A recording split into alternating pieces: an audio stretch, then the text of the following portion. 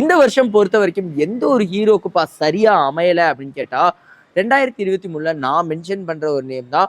ரொம்ப ப்ராமிசிங்கா இருந்த ஜெயம் ரவி அவர்கள்.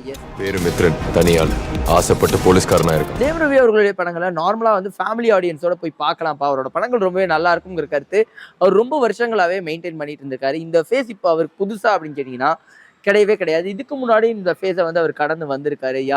அந்த டைம்ல தான் அவருக்கு ஒரு சில நல்ல படங்களுமே வந்து கண்டுக்காம போகப்பட்டது. அதுதான் வந்து ஆதி பகவன், அதுக்கப்புறம் பூலோகம் மாதிரி படங்கள்லாம்.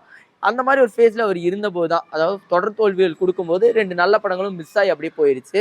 அதுக்கப்புறமா தனி ஒருவனுக்கு அப்புறம் மறுபடியும் அந்த இதை கேட்ச் பண்ணி தொடர்ந்து வெற்றி படங்களை கொடுத்துட்டு தான் வந்துட்டு இருந்தாரு. ஆனா மறுபடியும் இந்த வருஷம் பார்க்கும்போது அவர் சுத்தமா சரியா அமையல அப்படிங்கறதான் உண்மையா இருக்கு. PS2மே அவர் நடிச்சிருந்தாரு. ஆனா அது ஒரு மல்டி ஸ்டாரர் படம்ங்கிறதுனால அந்த விஷயத்த கொஞ்சம் ஒதுக்கி வைக்கலாம்.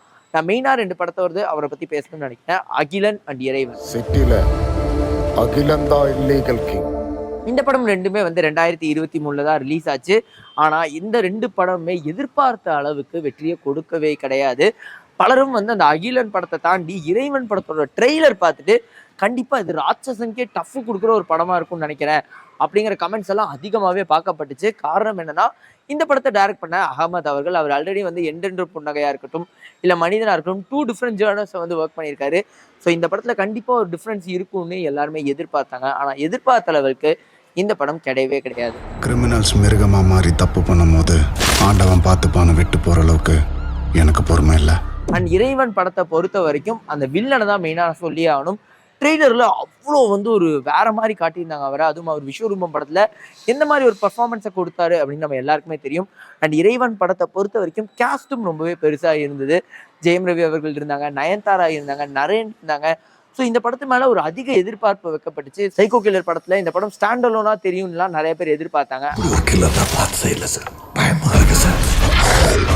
அந்த மாதிரி எதிர்பார்த்த அளவுக்கு இந்த படத்துல ஒண்ணுமே இல்லைங்கிறது தான் ஒரு குறையா அமைஞ்சது. ஆனா போர் தொழில் இந்த வருஷம் வந்து எதிர்பாராத வகையில ஸ்டாண்ட் அலோனா தெரிய ஆரம்பிச்சது.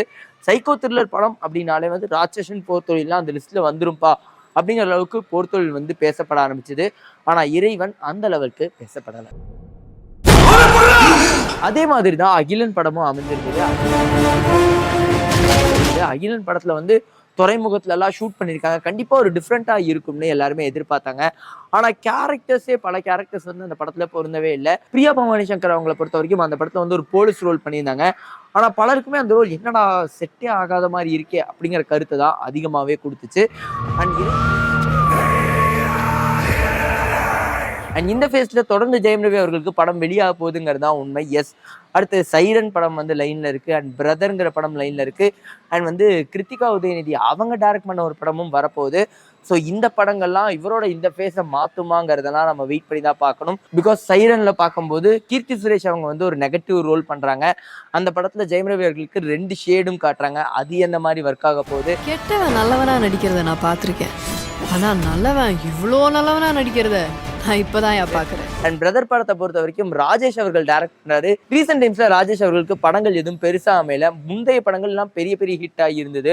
பாசங்கிற பாஸ்கரனா இருக்கட்டும், சிவா மனசல் சக்தியா இருக்கட்டும், மிகப்பெரிய ஹிட்டா அமைஞ்சது. ஆனா கடவுள் இருக்கான் குமாரா இருக்கட்டும், இல்ல வந்து மிஸ்டர் லோக்கலா இருக்கட்டும், கண்டிப்பா அந்த படங்கள்ல லிஸ்ட்லயே சேர்த்த முடியாத லெவலுக்கு தான் இருந்துச்சு. ஸோ பிரதர் படம் எப்படி அவரோட கெரியரையும் சேஞ்ச் பண்ண போகுது, அண்ட் ஜெயம் ரவி அவர்களுடையும் ஃபேஸ்ல இருந்து வெளியே வருவாராங்கிறதெல்லாம் நம்ம வெயிட் பண்ணி தான் பார்க்கணும். ஆனால் ஜெயம் ரவி அவர்களை பொறுத்த வரைக்கும் பெரிய நம்பிக்கையாக எல்லாருக்கும் இருக்குது. தனியொருவன் 2 வரும். கண்டிப்பாக இந்த பேட் ஃபேஸை அவர்கிட்ட இருந்து மாற்றும் தான் எதிர்பார்க்குறாங்க. இந்த கதையில எதிரி தான் ஒன்றை தேடி வருவான்.